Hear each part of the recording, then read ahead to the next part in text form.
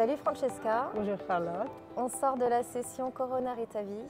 Alors on a eu un magnifique live avec une implantation de la nouvelle valve Evolute FX. Est-ce que tu peux nous en donner les nouveautés?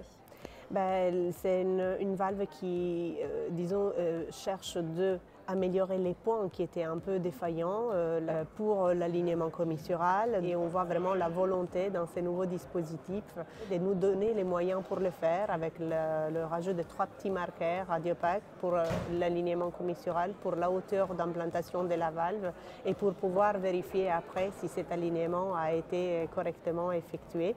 Et aussi la capacité effectivement de pouvoir tourner plus ou moins notre device, même dans des anatomies probablement un peu plus complexes, un peu plus tortueuses.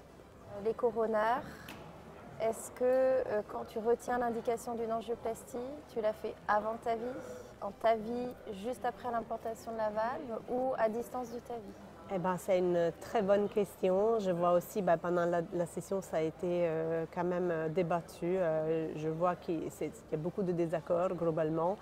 Personnellement, mon choix, et ça c'est très facile, de faire tout ce qui est essentiel avant, parce que ça pourrait avoir un impact quand même sur la procédure de ta vie. Et de toute façon, si je sais que je veux traiter ces lésions, si c'est simple, pourquoi ne pas le faire avant?